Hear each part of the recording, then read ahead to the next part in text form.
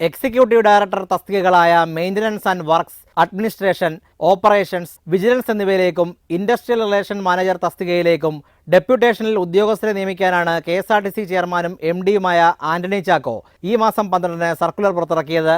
KSRTCയിൽ നിലവിലുള്ള ചട്ടങ്ങളെ അട്ടിമറിക്കുന്നതാണ് ഈ circular. Management സംവിധാനം ശക്തിപ്പെടുത്തുന്നതിന്റെ ഭാഗമായി KSRTC ജീവനക്കാരിൽ നിന്നും മതിയായ യോഗ്യതയുള്ളവരെ കണ്ടെത്തി ഈ പോസ്റ്റുകളിൽ നിയമിക്കണമെന്നാണ് നിലവിലുള്ള വ്യവസ്ഥ.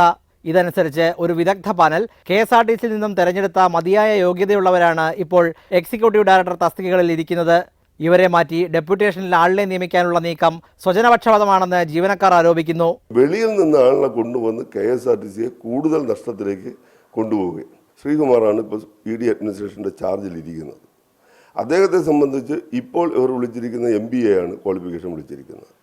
അദ്ദേഹത്തിന് MBA മാത്രമല്ല, അതിനേക്കാൾ 3 ഡിഗ്രി കൂടുതലുണ്ട്. 42,000-ഓളം വരുന്ന തൊഴിലാളികളും ഓഫീസർമാരും ചേർന്ന ഈ സ്ഥാപനത്തിനകത്ത് ഇപ്പോൾ MBA എടുത്തിട്ടുള്ള ധാരാളം ആളുകളുണ്ട്. അതുമാത്രമല്ല ഹയർ ക്വാളിഫിക്കേഷനുള്ള ആളുകൾ ധാരാളമുണ്ട്. അദ്ദേഹത്തിന് വേണമെങ്കിൽ ഇവിടെ ഒരു ടെസ്റ്റ് വെച്ച് വേണമെങ്കിൽ കൊടുക്കാമല്ലോ. ഇദ്ദേഹം പരാജയമാണ്.